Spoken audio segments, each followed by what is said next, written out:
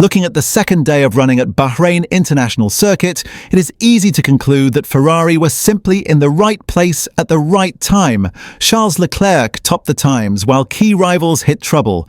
The story on the surface appears straightforward, but reading it that way risks missing something important.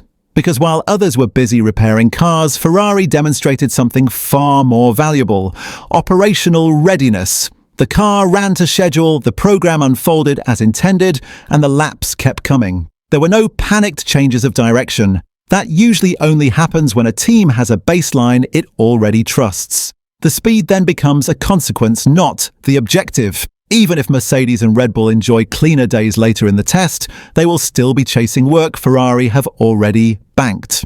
In a condensed pre-season, that sequencing can matter more than a headline lap time. So yes, the context of rival problems is real, but Ferrari were not merely fortunate, they were efficient when the opportunity presented itself. That is typically the behavior of a team preparing to fight from the opening round. The question now is whether that efficiency will hold once the focus shifts from exploration to execution under race conditions. Make sure you're subscribed and stay with us, because next we'll examine just how strong those indicators really are.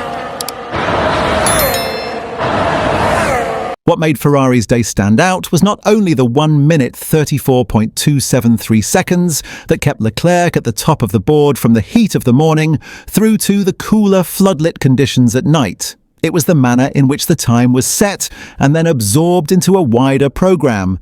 Ferrari did not appear to pivot its run plan in pursuit of the headline. The lap arrived, it was good enough, and the team moved on. Leclerc himself tried to pour cold water on any temptation to read too much into it.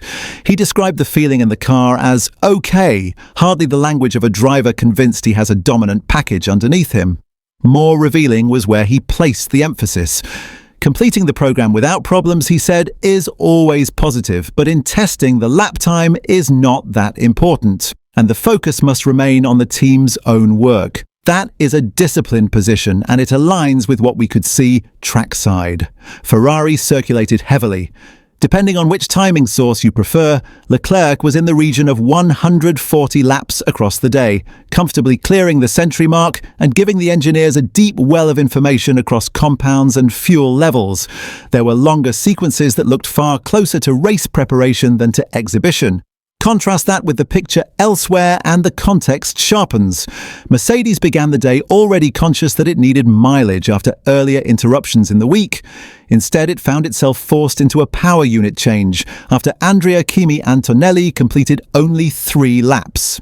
Trackside engineering director Andrew Shovlin admitted changing the whole unit was quicker than isolating the faulty component, but it came at a price. The team was not back out with George Russell until an hour into the afternoon. "We've endured another frustrating day," Shovlin said. After the issues, Mercedes were still behind on the setup work, even if they managed to get the car into a more reasonable window by the close.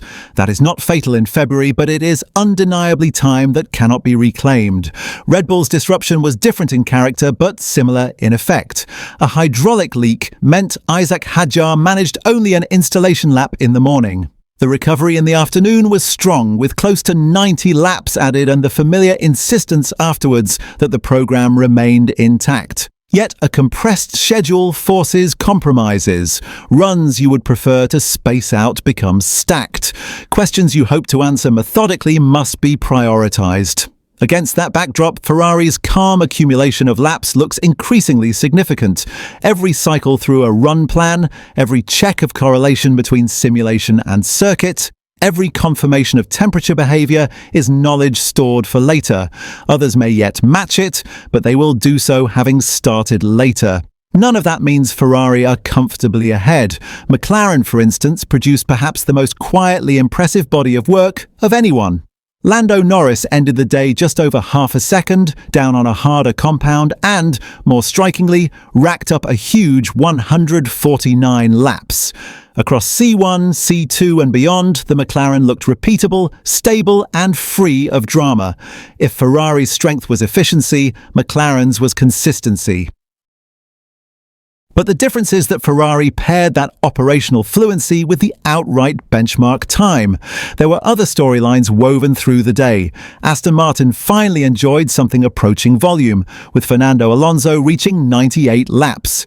Yet the visual impression was not flattering. The car appeared prone to locking, reluctant on turn-in, and lacking grip at both ends. Inside the team, there is already acceptance that this may be the beginning of a longer climb, a project that will demand months rather than days.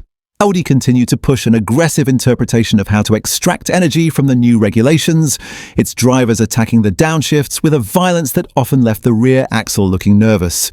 Gabriel Bortoleto asked how uncomfortable it felt, smiled and replied that the team was working very hard to improve it. That was diplomatic, but the message was clear enough. Cadillac, meanwhile, made a small but tangible step. Sergio Perez spoke positively about a more productive day and about progress in understanding the Ferrari power unit, even if consistency from lap to lap remains elusive. The gaps are still large, yet the trajectory is better. All of which feeds back into the original Ferrari question, because performance in this phase is rarely about a single variable. It is about how many plates you can keep spinning at once. Reliability, procedures, driver confidence, the ability to react without overreacting. They all accumulate. On Thursday, Ferrari kept them turning. What is also worth noting is that their approach on the engine side appears different to several rivals.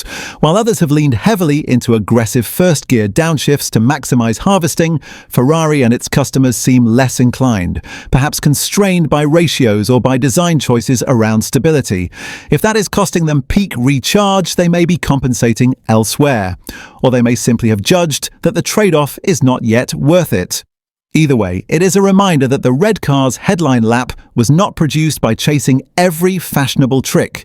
It came within their own framework.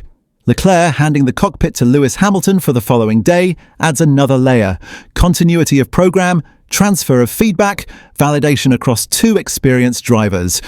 These are the mechanisms through which an encouraging test becomes a convincing one. Still, caution is essential. We have seen many winters where early impressions dissolved once everyone turned the engines up together. Mercedes and Red Bull will expect to run cleaner. McLaren will believe its depth of data can be translated into speed. Aston Martin will hope the fixes are closer than they appear. Ferrari, though, have given themselves something concrete to work with. A full day, completed as planned, with the fastest time in the pocket and no visible alarm bells ringing. If you were designing the ideal Thursday, it would look very similar. The difficulty now is sustaining that trajectory when the variables tighten, when fuel loads converge, and when the competitive instinct replaces the experimental one. Efficiency under those conditions is far harder to achieve. So here is the dilemma to leave you with. Have Ferrari quietly built the most robust foundation of anyone so far, or will this advantage shrink the moment their rivals finally string uninterrupted days together? Let us know what you think in the comments.